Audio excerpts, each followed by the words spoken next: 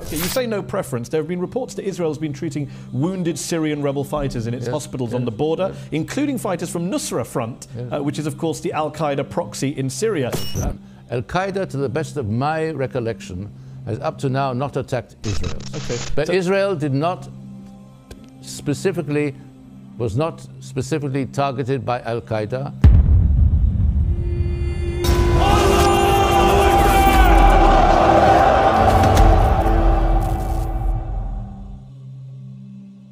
যারা আকীদার ক্ষেত্রে তাওহীদের আকীদা আছে, আর দিন কায়েমের ক্ষেত্রে গণতন্ত্র নাই, সমাজতন্ত্র নাই, রাজতন্ত্র নাই, পীরতন্ত্র নাই, তন্ত্রমন্ত্র বাদ দিয়ে জিহাদের পথে আছে, এদের আমরা সমর্থন করি। আরো যদি ক্লিয়ার হতে চায় আমার লেকচার থেকে বুঝবে এটা যে আমরা কাদেরকে সমর্থন করি, এটা বোঝা যায় না? এরপরও কিছু ভাইরা আছে দল খুঁজে পায় না মোটে, এটা পরিষ্কার। আমরা এখন বর্তমান বিশ্বের আমিরুল মোমিনিন মোল্লা মোহাম্মদ ওমরকে বিশ্বাস করি। আমরা আমিরুল জিহাদ হিসেবে আইমান আল জাওয়াহিরিকে বিশ্বাস করি। এর আগে ছিলেন শেখ উসামা বিন লাদেন রাহিমাহুল্লাহ তাআলা রাহমাতান ওয়াসিআ। কাজে এখানে এটা বলা যায় না যে কোনো দল নাই। আমরা নিশ্চয়ই দল ছুট না, আমাদের অপবাদ দেওয়া নাকি। আমরা মুসলিমদের যে আমির, আমি আপনাদের সবাইকে এটা জানিয়ে দিলাম, এটা আজকে না আগেও জানিয়ে দিয়েছি। তাহলে আমার আমির আছে না? আমার আমির মুমিনিন আছে, আমার জামা আছে, যারা মুসলিমদের জন্য সারা বিশ্বে যুদ্ধ করছে, যারা হকের দাওয়াত দিচ্ছে, আমরা সেই মুসলিমদেরকে সাহায্য করি, তাদের সঙ্গে সম্পৃক্ত হওয়ার চেষ্টা করি। আমার এই কথার মানে এই না, গোয়েন্দা বিভাগে কেউ থাকলে আবার ভালোভাবে বুঝে নেবেন, এই কথার অর্থ এই নয় যে আল কায়দার নেতা বাংলাদেশে পাওয়া গেছে একজন। আমাকে অনেক জিজ্ঞেস করে, আমি বলি যদি সত্যিকার অর্থে হতে পারতাম নিজেকে ধন্য মনে করতাম। Really, the problem is not extremism. Extremism is a human problem, but it's always been there. It will always be there. The problem is violence in a civil society. বর্তমান সময়ের এই সমস্যাটি শুরু হয় 1300 শতাব্দীর তুরস্কের মার্দিন শহরের একটি ফাতোয়াকে কেন্দ্র করে, যখন সেখানকার মুসলিম এবং মঙ্গোলদের মাঝে দ্বন্দ্ব চলছিল এবং সেখানকার নামধারী মুসলিম শাসকেরা শরিয়া আইনকে পরিত্যাগ করে মঙ্গোলদের ইচ্ছা এবং তাদের আদেশকে বেশি প্রাধান্য দিচ্ছিল। তাই তৎকালীন সময়ের মুসলিম স্কলার শেখ ইবনে তাইমিয়া মার্দিন সিটিতে একটি ফতোয়া জারি করেছিলেন, যখন তার কাছ থেকে এই মুহূর্তে মুসলমানদের জন্য করণীয় কি তা জানতে চাওয়া হয়েছিল। The fatwa was addressing an issue in that city. The fact that the ruler of that city was a Muslim but not applying Islamic law, and he was under the influence of the Mughals who were not Muslim at that time.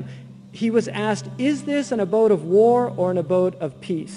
He said, it's neither one or the other. It's a hybrid, because it doesn't have the qualities of the abode of war, it doesn't have the qualities of the abode of peace. And then he said something very interesting. He said, therefore, the believer should be treated in accordance with the fact that he's a believer, and the disbeliever should be fought. يُقَاتِلُ الْخَارِجُ عَنِ الشَّرِيعَةِ بِمَا يَسْتَحِقُّ.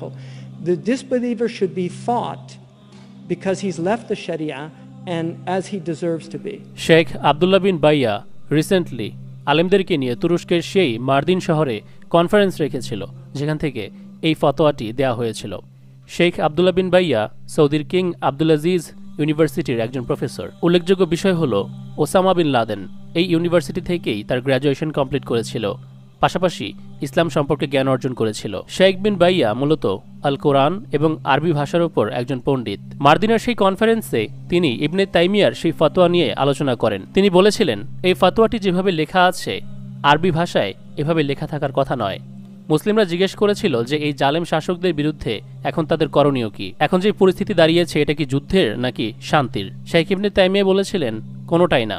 যারা মুসলিম তাদের সাথে সেরকমই আচরণ করা হবে, কিন্তু যারা শরীয়ত ছেড়েছে তাদের সঙ্গে যুদ্ধ করতে হবে। Because it doesn't have the qualities of the abode of war, it doesn't have the qualities of the abode of peace. And then he said something very interesting. He said, therefore, the believer should be treated in accordance with the fact that he's a believer, and the disbeliever should be fought. Sheikh বিন বাইয়া দ্বিতীয় অংশে যে কাতল শব্দটি লেখা আছে সেখানেই অভিযোগ করেছিলেন। বাকি আলেমরা সেখানে বলেছিলেন যে এটা শাইখুল ইসলাম ইবনে তাইমিয়ার ফতোয়া, এটা যেমন আছে তেমনই থাকুক, আমরা শুধু এর সমস্যা সম্পর্কে মানুষদেরকে বলবো বা আলোচনা করব। কিন্তু বিন বাইয়া বলেন যে না, এ সম্পর্কে আমার রিসার্চ করা দরকার। তিনি আবারও জেদ্দায় ফিরে যান, তারপর এই সেম ফতোয়াটি খুঁজে বের করেন। কিন্তু সেখানে এমনটা লেখা ছিল না যে যে শরীয়ত ছেড়েছে তার সাথে যুদ্ধ করতে হবে বা তাকে হত্যা করতে হবে। It actually said, instead of yuqatilu, it said yu'amalu. He should be treated in accordance with him being a disbeliever. Sheikh বিন বাইয়া বিষয়টিকে আবারও কনফার্ম করতে যে কোনটা সঠিক, তিনি দামেস্কের সেই প্রাচীন ইসলামিক লাইব্রেরিতে চলে যান। আর এত প্রাচীন এবং এত গুরুত্বপূর্ণ লাইব্রেরি যে এমন এমন কিতাব তার লাইব্রেরিতে পাওয়া যেত দামেস্কে, যে সেই সব কিতাব পৃথিবীর কোথাও পাওয়া যায়নি। মদিনা ইউনিভার্সিটি যখন খুলে অনেকগুলি কিতাব পাণ্ডুলিপি সেখান থেকে ফটোকপি করে আনা হয়েছে। তিনি সেখানে গিয়েও দেখতে পেলেন কাতল শব্দটি লেখা নেই, মানে শাসক শরীয়ত ছাড়লে তার বিরুদ্ধে যুদ্ধ বা তাকে সরাসরি হত্যা করার কথা সেখানে উল্লেখ করা নেই। It did not say that the one who left the Sharia should be fought. It actually said, instead of yuqatilu, it said yu'amalu. He should be treated in accordance with him being a disbeliever. In other words, there are many rules that relate to disbelievers. বাংলাদেশের অনেক মানুষ এটা বিশ্বাস করে এবং অনেকে আমার কাছে প্রশ্ন করতে পারে যে ইসলাম বা শরীয়ত ছাড়লে, পরিত্যাগ করলে তাকে হত্যা করাই তো ইসলামিক আইন। তবে আমি বলবো বিষয়টি অতটা সহজ না যতটা আপনি মনে করেন। From Bangladesh. My question is, if a democratic country's government rules the country with man-made constitution other than the rules of Allah? I will answer, inshallah. Sadman from Bangladesh.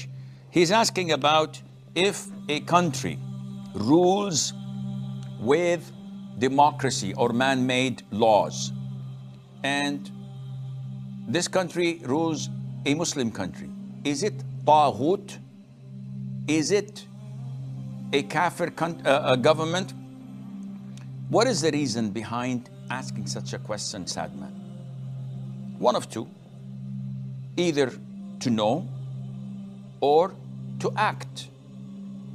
And 99.9% of people asking such a question usually are looking for a labeling concept so that they would act upon it.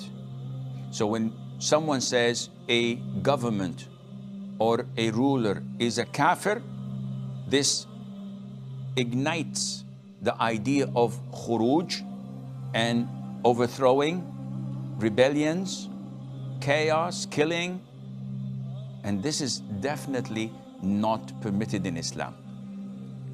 So, first of all, every country has scholars of its own, real scholars, not paid for scholars, not scholars that work for the government. I'm talking about real independent scholars. Your scholars have to be asked because they know the situation on the ground. Secondly, the issue of ruling with man-made law is an issue of dispute. Now, in the Quran, where you go to verse 44, 45, and 47 of Surah Al-Ma'idah, chapter 5, you will find that Allah Azza wa Jal tells us that whoever does not rule with what Allah has legislated or what Allah has revealed, then those are the kafirun, disbelievers, al-zalimun, transgressors, al-fasiqun, the sinners. So people usually take only the first description, kafirun, and they neglect the transgressors and the sinners, although it's in the same context. And why is that? Because they want to follow their whims and desires. By their concept, everybody should rebel and start to fight and bloodshed and chaos and killing, just to end like Iraq, like Yemen, like Syria, like Libya and other countries. This is what they want. They don't see beyond the tip of their noses. They're short-sighted. This is not what Islam preaches. Now, theoretically, those who implement other than Sharia law, Are they kafir or zalim or fasiq? This depends on their intention. And this is something only Allah knows. Because if someone legislates something that goes against Islam and says, Islam is not true, not correct, prescribing amputations for the thief and flogging of the person who drinks intoxicants and become drunk, or flogging a person who slanders or commits adultery or fornication, or stoning for someone who commits it. This is all not valid nowadays. Anyone who says this and legislates something else, believing that what he's legislating is better, he's a kafir, he's a taghut. There's no doubt in the mind of any Muslim. Now, if someone says, no, it's not better, but it's equivalent, he's a taghut. When someone says, I fully adhere to the Islamic ruling and I believe Sharia prevails and rules over, but I fear for my throne, I fear from the disbeliever countries, I feel that my people would rebel against me, blah, blah, blah. But I believe in Islam and Sharia, then he is a zalim or a fasiq. But he's a Muslim. So you have to look into things, but, and I say but with capital letter, bold, red, underlined. But you as a layman have no right to come and ask, is the government kafir or not? Is the ruler kafir or not? Because this is a trait of the Khawarij. This is a tendency to slander, to backbite, to curse, to work underground in order to undermine the government or whatever. And this is a formula of destruction fueled by the foreign intelligence agencies and fueled by shaitan. So abide by the Quran, abide by the Sunnah, abide by the true real scholars in your country who call you for unity, who ask you to be part of the community, not to destroy your community, and Allah Azza wa Jalla knows best. অনেকেই জিজ্ঞেস করে যে যেহেতু আমি সৌদির রাজ পরিবারকে ঘৃণা করি, তাহলে তাদের বিরুদ্ধে বিদ্রোহ করা বা তাদেরকে উৎখাত করতে চাওয়া আল কায়দা নামক সংগঠনকে কেন সমর্থন করি না? কেউ আমার অপছন্দের মানুষকে যদি থাপ্পড় মারে, তার মানে এই না যে তাকে আমাকে পছন্দ করতে হবে। ইসলাম আমাদেরকে এইভাবে যাচাই করতে শেখায় না। আমেরিকা ইসলামের শত্রু, তাই বলে 9/11 সঠিক ছিল, এমনটা বলা যেমন বোকামি। ইসরায়েলের ইহুদিদের জন্য আমেরিকান নাগরিকদেরকে হত্যা করাও একই রকম অনৈতিক। মূলত ইবনে তাইমিয়ার এই মিসপ্রিন্ট বা ভুলবশত ছেপে যাওয়া এই কাতল শব্দটির কারণে এই ফতোয়াটি আইসিস এবং আল কায়দার মতো দাহেশ সংগঠনগুলোর কাছে খুবই জনপ্রিয়। কিন্তু এই পুরো ফতোয়াটি যা এই সংগঠনগুলো ব্যবহার করেছে তা একটি মিসপ্রিন্ট ছিল। এই মিসপ্রিন্টের উপর ভিত্তি করে ইজিপ্টের আনোয়ার সাদাতকে হত্যা করা হয়েছিল এবং সৌদির রাজপরিবারের বিরুদ্ধে তাদেরকে উৎখাত করার জন্য ফতোয়া দিয়েছিল তানজিমুল কায়দা। এই সংগঠনের ফ্যান ফলোয়াররা বলে, ফতোয়া নিয়ে ততক্ষণ পর্যন্ত আলোচনা করতে পারবো না যতক্ষণ না আমি একজন মুফতি। প্রশ্ন হলো, মুফতি না হওয়ার কারণে যদি আলোচনা না করতে পারি, তাহলে মুফতি না হয়ে সাধারণ জেনারেল শিক্ষিত আইমান আল জাওয়াহিরি এবং ওসামা বিন লাদেন গুহায় বসে কিভাবে ফতোয়া দিয়ে দিল? Ayman Zawahiri was a pediatric surgeon. And these people are giving fatwa from caves in Afghanistan telling people to kill people. Now, their fatwa is based on a famous fatwa from Mardin. This has led to people like what they call Sheikh bin Laden. Somebody called me up on a recent Arabic program and said, what do you think of Sheikh Osama bin Laden? And I just said, first of all, what do you want from the question? Do you want me to be, if I answer, oh, he's a great guy, to be in Guantanamo Bay tomorrow? I mean, is that kind of the idea? Or what, you want, you know, I think he's terrible. But who made him a sheikh? Really, who made Sheikh Osama bin Laden a sheikh? Osama bin Laden is an accountant. একজন বাচ্চাদের চিকিৎসক আর একজন হিসাব রক্ষণকারী, আর তাদেরকে কিছু কুলাঙ্গার শেখ বানিয়ে দিয়েছে। আপনি তাদেরকে কখনোই হাফিজুল্লাহ বা মুফতি মাওলানা এমনটা বলতে শুনবেন না। কারণ এই যোগ্যতাগুলো তারা অর্জন করেনি, কিন্তু তারা ফতোয়া দিচ্ছে মানুষদেরকে হত্যা করার। সালাফিজম, ওয়াহাবিজম এই কারণে বেছে নিয়েছে যেন এই ফতোয়াটি ব্যবহার করতে পারে। শেখ আল আলবানী রহিমাহুল্লাহ তিনি নিজেও সৌদির রাজ পরিবারের বিরুদ্ধে কথা বলেছেন, কিন্তু সুইসাইড বম্বিং বা তাদেরকে হত্যা করার বিষয়ে বলেননি।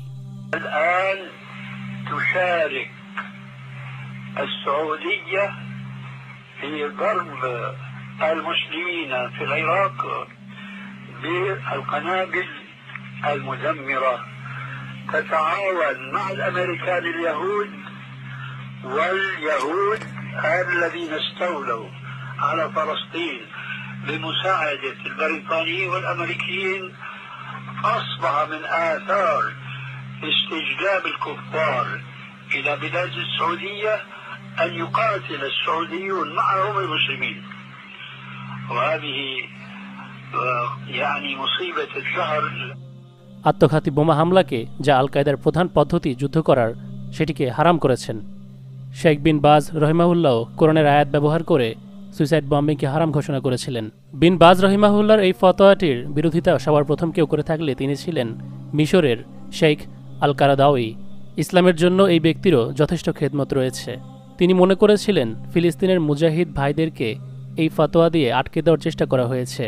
তাই বিন বাজের এই ফতোয়াকে উপেক্ষা করে হামাসের এ ধরনের আক্রমণগুলোকে জাস্টিফাই করেছিলেন এই বলে যে সেখানে তারা যুদ্ধরত অবস্থায় আছে, তাই এরকম আক্রমণ জায়েজ রয়েছে। কিন্তু সেপ্টেম্বর 11-এর আক্রমণকে তিনি নিন্দা করেছেন এবং বলেছেন যে এটি শুধু শুধু নিজের দেশ থেকে উড়ে গিয়ে অন্য দেশে গিয়ে সিভিলিয়ান বা সাধারণ জনগণকে হত্যা করা, এরকম ধরনের আত্মঘাতী হামলা জায়েজ নেই, যার কারণে তাদেরকে শহীদ বলা যাবে না। বিন বাজ রহিমাহুল্লাহ এই ফতোয়া দিতে গিয়ে যে আয়াত ব্যবহার করেছিলেন তা ছিল সূরা আন-নিসার 29 নম্বর আয়াত, যেখানে আল্লাহ তাআলা বলছেন একে অপরের সম্পদ লুণ্ঠন না করতে এবং নিজেদেরকে হত্যা না করতে। এখানে কিছু মানুষ বলতে আসে যে এটি আত্মহত্যা সম্পর্কিত কোনো আয়াত নয়, বরং একে অপরকে হত্যার ব্যাপারে এখানে বলা হয়েছে। আমাদের আহলে সুন্নাহদের প্রসিদ্ধ যে তাফসিরের কিতাব রয়েছে যা সবচাইতে বেশি গ্রহণযোগ্য, সেখানে গেলেই এর জবাব পাওয়া যাবে। In Arabic, the best to tafsir ibn Kathir and of Tabari. ইমাম তাবারি বলেন, ব্যাখ্যাকারগণ আয়াতের এই অংশের একাধিক ব্যাখ্যা করেছেন। তিনি বলেন, কোনো ব্যাখ্যাকার বলেছেন এর অর্থ হলো যে ব্যক্তি নিজেকে হত্যা করে, কিন্তু ইবনে কাসির বিষয়টিকে আরও ভালোভাবে উপস্থাপন করেছেন। মুসনাদে আহমেদে রয়েছে, রাসূলুল্লাহ সাল্লাল্লাহু আলাইহি ওয়াসাল্লাম আমার ইবনুল আস রাদিয়াল্লাহু আনহুকে জাতুস সালাসিলের যুদ্ধের বছর প্রেরণ করেছিলেন। তিনি বলেন, একদা কঠিন শীতের রাতে আমার স্বপ্নদোষ হয়। গোসল করতে আমি আমার জীবনের উপর হুমকি মনে করি, সুতরাং আমি তায়াম্মুম করে আমার জামাতকে ফজরের সালাত আদায় করিয়ে দেই। অতঃপর ফিরে এসে আমরা রাসূলুল্লাহ সাল্লাল্লাহু আলাইহি ওয়াসাল্লামের কাছে হাজির হই। তার নিকট আমি আমার এই ঘটনাটি বর্ণনা করি। তিনি বললেন, তুমি কি তাহলে অপবিত্র অবস্থায় তোমার সঙ্গীদেরকে নিয়ে সালাত আদায় করেছ? আমি বললাম, হে আল্লাহর রাসূল সাল্লাল্লাহু আলাইহি ওয়াসাল্লাম, কঠিন ঠান্ডা ছিল এবং আমার প্রাণের ভয় ছিল। অতঃপর আমার মনে পড়ে গেল যে আল্লাহ তাআলা বলেছেন, তোমরা নিজেদেরকে ধ্বংস করো না। একথা শুনে রাসূলুল্লাহ সাল্লাল্লাহু আলাইহি ওয়াসাল্লাম হেসে ওঠেন এবং আমাকে কিছুই বলেননি। দর্শক, বিন বাজ রহিমাহুল্লাহ অবশ্যই নিজে ঘরে বসে এই ফতোয়া তৈরি করেননি। সলফে সালেহিনদের ব্যাখ্যা তারা কি বুঝেছে এই আয়াত দিয়ে সে বিষয়টি তিনি তুলে ধরেছেন। শুধু মারা পড়ার ভয়ে এভাবেই সাহাবাগণদেরকে তিনি সালাত পড়িয়ে দিলেন এবং এই ব্যাখ্যা দেওয়ার পর রাসূলুল্লাহ সাল্লাল্লাহু আলাইহি ওয়াসাল্লামও কিছু বলেননি। এর অর্থ এই ব্যাখ্যা সঠিক ছিল, নইলে স্বয়ং রাসূলুল্লাহ সাল্লাল্লাহু আলাইহি ওয়াসাল্লামের সামনে এই ব্যাখ্যা দেওয়ার পর তিনি অবশ্যই কিছু বলতেন। আল কায়দার ফ্যান ফলোয়ার বলার চেষ্টা করে হক্কানি আলেমদের সুইসাইড বম্বিংয়ের পক্ষে ফতোয়া রয়েছে, অথচ আমরা দেখি এ ধরনের আক্রমণের বিরুদ্ধে উম্মার ইজমা রয়েছে। এ ব্যাপারে স্বাক্ষর করে আত্মঘাতী হামলার বিরুদ্ধে দেওবন্দীদের মাথার তাজ মোহাম্মদ তাকি ওসমানী সাহেবও সম্মতি দিয়েছিলেন। এ ধরনের হামলাকে হারাম ঘোষণাকারীদের মধ্যে তিনিও একজন। হানাফিদের মধ্যে মোহাম্মদ তাহিরুল কাদরি, এছাড়াও মোহাম্মদ বিন আল উসাইমিন রহিমাহুল্লাহ এটিকে হারাম ঘোষণা করে গেছেন। এরপর আর কোন হক্কানি আলেম বাকি থাকে যাকে আমরা এর পক্ষে বলবো? আবার এমনটা নয় তো যারা এর সপক্ষে কথা বলছে তাদেরকে আমরা হক্কানির লেবেল লাগাচ্ছি। মানুষ একটি বড় ধরনের কনফিউশনের মধ্যে রয়েছে, যেহেতু তালেবান নিজেদের পপুলারিটি হারানোর ভয়ে আফগানি আইন জনতাদের কাছে ওসামা বিন লাদেনকে এক্সপোজ করেনি বা তার বিরোধিতা করেনি, কারণ মানুষের কাছে ওসামা বিন লাদেন হিরো হয়ে উঠেছিল সোভিয়েতদেরকে তাড়ানোর পর। আফগানিস্তানের শাসন নিয়ে কামড়াকামড়ি চলছিল নিজেদের মধ্যেই, তাই এদের বিরুদ্ধে সরাসরি কোনো স্টেপ নেওয়া হয়নি। তবে প্রতিনিয়ত তালেবান তাদের ম্যাগাজিন ইন্টারভিউতে বলে আসছে ৯/১১ হামলা আমেরিকা নিজেই ঘটিয়েছে। আমরা তো জানি আমেরিকা এবং সৌদি বন্ধু, তবে এখানেই শেষ নয়। বুশ পরিবার এবং সৌদ পরিবারের মধ্যেও ভালো বন্ধুত্ব আছে। আর সৌদ পরিবারের সাথে ব্যবসায়িক বন্ধুত্ব বিন লাদেন গ্রুপের ভালোই ছিল। সৌদি আরবের মক্কা মদিনার যত উন্নত মানের স্ট্রাকচার সব বিন লাদেন গ্রুপকে দিয়ে করিয়েছে তারা। সেই সুবাদে সালাম বিন লাদেন ওসামা বিন লাদেনের ভাই বুশ ফ্যামিলির সাথে ভালো সম্পর্ক করেছিল এবং বুশদের সাথে আরবাস্টো এনার্জি নামক একটি অয়েল এক্সপ্লোরেশন প্রজেক্ট তৈরি করেছিল। বিন লাদেনদের সাথে সরাসরি অর্থ লেনদেনের সম্পর্ক ছিল বুশ পরিবারের, এবং তা জর্জ বুশ সিনিয়রের সময়কাল থেকেই। তাহলে এবার বুঝে নিন সোভিয়েতদের সাথে যুদ্ধ করতে কেন বিন লাদেন গ্রুপের ওসামা বিন লাদেনকেই পাঠানো হয়েছিল সোভিয়েতে, এবং তাকে অজুহাত বানিয়ে মিডল ইস্টে তছনছ করেছিল। এবার আসি শুরুর সেই ভিডিওটির কথায়, যেখানে মোসাদের একজন সাবেক কর্মকর্তার বক্তব্য শুনছিলেন। সৌদি আরব সাধারণত আসাদ বাহিনীর বিপক্ষে সিরিয়ার রেবেলদেরকে, রেবেল যেই ছোট ছোট দল রয়েছে তাদেরকে সহায়তা করছে, ফান্ড করছে, এবং এর পেছনে আমেরিকা এবং ইসরায়েল এরাও রয়েছে, আমরা ভালো করে জানি। এবং সেখান থেকে জানা গিয়েছে আল কায়দার যে প্রক্সি রয়েছে আল নুসরা ফ্রন্ট সিরিয়াতে, তাদেরকে ইসরায়েল সরাসরি তাদের হাসপাতালে চিকিৎসা দিচ্ছে। কিন্তু যখন রিপোর্টার মেহেদি তাকে জিজ্ঞেস করে যে কেন, তারা তো আমেরিকাকে আপনাদের বন্ধুকে আক্রমণ করেছিল, তাহলে তাদেরকে কেন মেডিকেল ট্রিটমেন্ট দেওয়া হচ্ছে, তখন সেই সাবেক গোয়েন্দা বিভাগের কর্মকর্তা বলেন যে আল কায়দা আজ পর্যন্ত ইসরায়েলে কখনোই আক্রমণ করেনি। এই রেবেল গ্রুপগুলোকে আমরা সুন্নি ভালো দল হিসেবে দেখছি এবং অপরদিকে বাশার এবং হিজবুল্লাহকে গালাগালি করছি। কিন্তু ভালো করে লক্ষ্য করে দেখুন আল কায়দা এবং আইসিসের মতো দলগুলোকে কারা সহায়তা করছে পেছন থেকে। এই ঘটনাটি প্রচার হওয়ার কয়েক মাস পরে আমরা দেখতে পাই আল নুসরা ফ্রন্ট জনসম্মুখে এসে আল কায়দার থেকে নিজেদের আলাদা করে নেওয়ার ব্যাপারে ঘোষণা দিচ্ছে। আর কতই না নাটক বানানো হবে, কারণ এরা যেই নামে আসুক না কেন এদের কাজ একই রকম। এতদিন তো আপনারা হুতি বাহিনীকে চিনতেন না, বেশি করে ব্যাখ্যা দিতে হতো, তবে এখন আশা করি চেনেন। এই হুতি বাহিনী যারা ফিলিস্তিনের পক্ষে লড়াই করছে, ইয়েমেনে কিন্তু আল কায়দার প্রক্সি সম্ভবত আল শাবাব এই হুতি বাহিনীদের উপর বম্বিং করেছিল। ইয়েমন যখন দুই ভাগে বিভক্ত ছিল, সৌদি এবং আমেরিকা যখন এক অংশ এবং আরেক অংশ যখন সোভিয়েতরা শাসন করত, তখন আল কায়দা গর্জে ওঠে সোভিয়েতদের শাসন করা ভূমিতে, কারণ এরা তৈরি হয়েছিল সৌদি এবং আমেরিকার হাত ধরে। সেজন্যই ইরানের প্রক্সি হুতিদেরকে মেরেছে। তবে এখন যুদ্ধের সময় ভালো মন্দ, সঠিক বেঠিক সবই বুঝতে পারবেন। বড় বড় লেকচার ছাড়া আল কায়দা নুসরা ফ্রন্টের মাধ্যমে কিন্তু সহজেই ইসরায়েলে আক্রমণ করতে পারে সিরিয়া থেকে। সে জায়গায় আজও তাদের কোনো পদক্ষেপ আমরা দেখি না। অথচ বাশার আল আসাদ, যাকে অবশ্যই আমরা মুসলমান বলি না, তবে সে ঠিকই ইসরায়েলে আক্রমণ করেছে ইরানের প্রক্সি হিসেবে। এখনই বোঝার সময়। আল্লাহ তাআলা সবাইকে সঠিকটা বোঝার তৌফিক দিক। ভিডিওটি ভালো লাগলে অবশ্যই লাইক দিতে ভুলবেন না। আর যারা সিক্রেট রিভিলের অফিসিয়াল টি শার্ট মার্চেন্ডাইজ কিনতে চান, তারা SR ফ্যাশনওয়্যার নামক ফেসবুক পেজে চলে যান। সেখানে গেলে আপনারা খুব সহজেই ক্রয় করতে পারবেন আমাদের টি শার্ট। সবাই সুস্থ থাকবেন এই কামনা করেই বিদায় নিচ্ছি। আসসালামু আলাইকুম ওয়া রাহমাতুল্লাহি ওয়া বারাকাতুহু।